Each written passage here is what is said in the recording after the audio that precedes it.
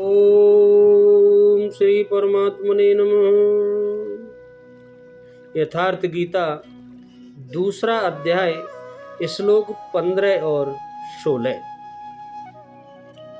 यं हीनं व्ययन्ते एते पुरुषं पुरुषर्षभ समदुःख सुखं धीरं स अमृतत्वाय कल्पते।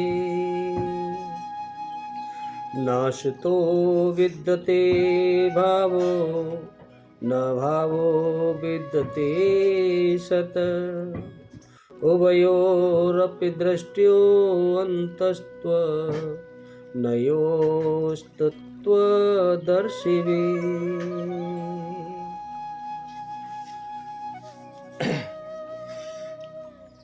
भगवान कह रहे हैं अर्जुन, क्योंकि हे पुरुष श्रेष्ठ, अर्जुन से कह रहे हैं हे पुरुष श्रेष्ठ, पुरुषों में श्रेष्ठ, दुख सबको समान समझने वाले,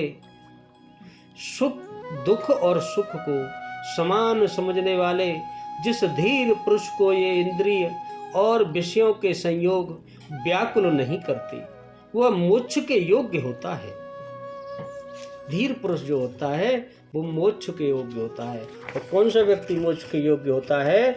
जो सुख और दुख को समान समझता है।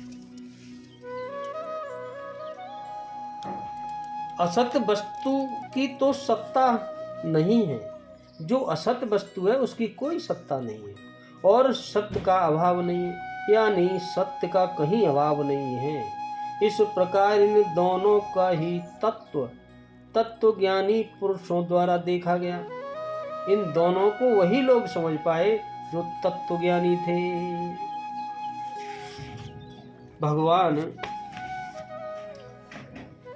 क्योंकि हे पुरुष श्रेष्ठ, दुख और सुख को समान समझने वाले जिस धीर पुरुष को इंद्रियों और विषयों के संयोग व्यथित नहीं कर पाते, इंद्रियों के विषयों के संयोग व्यथित नहीं कर पाते, वह मृत्यु से परे अमृत तत्व की प्राप्ति के योग्य हो जाता है। ऐसा व्यक्ति। यहाँ श्री कृष्ण ने एक उपलब्धि अमृत की चर्चा की। अर्जुन सोचता था कि युद्ध के परिणाम में स्वर्ग मिलेगा या पृथ्वी मिलेगी, लेकिन भगवान ने तो यहाँ, किंतु श्री कृष्ण कहते हैं कि न स्वर्ग मिलेगा और न पृथ्वी, बल्कि अमृत मिलेगा। अमृत क्या है? अर्जुन, असत वस्तु का अस्तित्व नहीं है, वह है ही नहीं। असत्य तो कहीं है ही नहीं, उसे रोका नहीं जा सकता, और सत्य का तीनों कालों में अभाव नहीं है, उसे मिटाया नहीं जा सकता, और जो सत्य है उसे कोई मिटा नहीं सकता। अर्जुन ने पूछा, क्या भगवान होने के नाते आप कहते हैं? श्री कृष्ण ने बताया, मैं तो कहता ही हूं। इन दोनों का यह अंतर हमारे साथ साथ तत्वदर्शियों द्वारा भी देखा गया। जो महापुरुष हैं, जो तत्वदर्शी ज्ञानी हैं, उन्होंने भी यही देखा है कि सत्य ही है सब जगह, असत्य कहीं है ही नहीं। श्री कृष्ण ने वही सत्य दोहराया जो तत्वदर्शियों ने कभी देख रख लिया था। श्री कृष्ण भी एक तत्वदर्शी महापुरुष थे। परम तत्व परमात्मा का प्रत्यक्ष दर्शन करके उसमें स्थित वाले तत्वदर्शी कहलाते हैं। जो भगवान में स्थित हो जाते वही तत्वदर्शी है। सत्य और असत्य है क्या, इस पर आगे बताएंगे। अभी भगवान ने ही यहाँ हेतु के अर्थ में है। अभिप्राय यह है कि इंद्रियों के साथ विषयों के संयोग को किस लिए सहन करना चाहिए, यह बात इस श्लोक में बताई गई। भगवान ने बताई कि इंद्रियों के साथ विषयों के संयोग को सहन करना चाहिए व्यक्ति को। पुरुषर्षभ संबोधन का क्या भाव है? श्रेष्ठ का वाचक है। पुरुषों में जो अधिक शूरवीर एवं बलवान हो उसे पुरुषर्षभ कहते हैं। यह अर्जुन को इसीलिए नाम से संबोधित करके भगवान ने यह भाव दिखलाया कि तुम बड़े शूरवीर हो, सहनशीलता तुम्हारा स्वाभाविक गुण है, अतः तुम सहज ही में इन सब को सहन कर सकते हो। इंद्रिय और भोगों के विषयों के कष्ट को। धीरम पद भी यहाँ आया है। धीरम पद अधिकांश में परमात्मा को प्राप्त पुरुष का ही वाचक होता है, पर कहीं कहीं परमात्मा की प्राप्ति के पात्र को भी धीर कह दिया जाता है। अतः यहाँ धीरम पद सांख्य योग के साधन में परिपक्व स्थिति पर पहुंचे हुए साधक का वाचक है। सुख दुखम विशेषण का क्या भाव है? इससे भगवान ने धीर पुरुष का लक्षण बताया कि जिस पुरुष के लिए सुख और दुख सम हो गए हों, समान हों, उन्हें अनित्य समझकर, जिसकी उन द्वंद्वों से भेद बुद्धि नहीं रही हो, कोई भेद नहीं हो, एक समान हो, वही धीर है और वही इनको सहन करने में समर्थ है।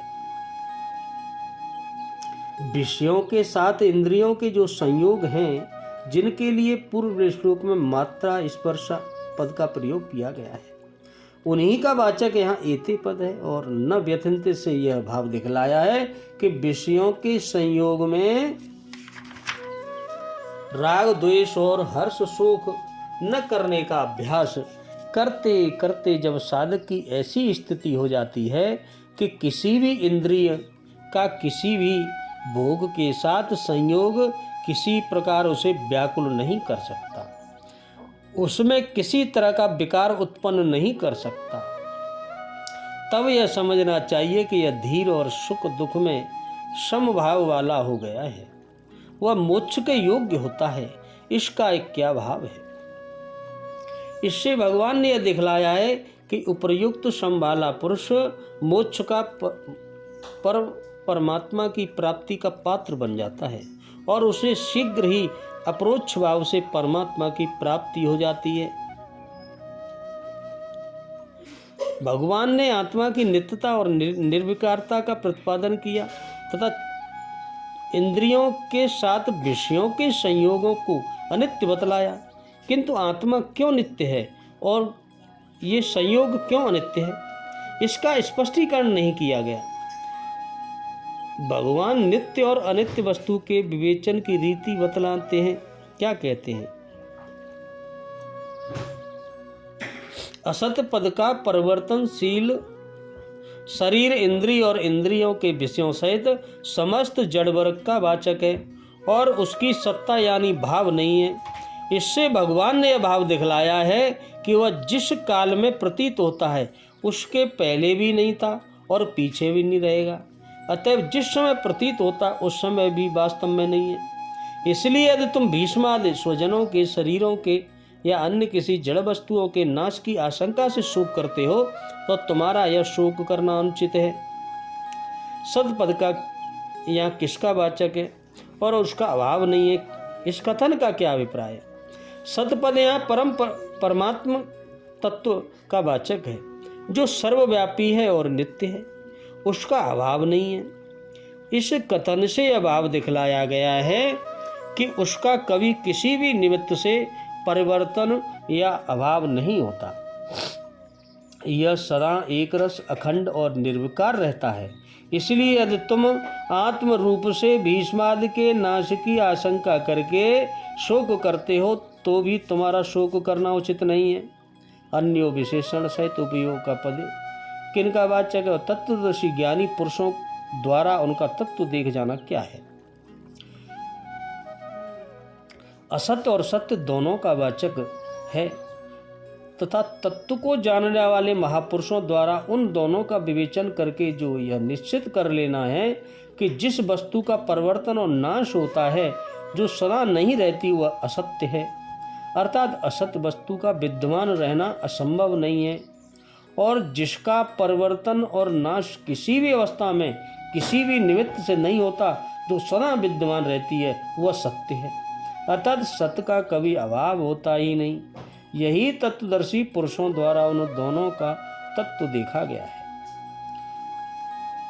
पूर्वोक्त श्लोक में जिस सत्य तत्व के लिए यह कहा गया है कि उसका अभाव नहीं है, वह सत्य तत्व क्या है, ये आगे बताएंगे। राधे राधे। जय श्री कृष्ण।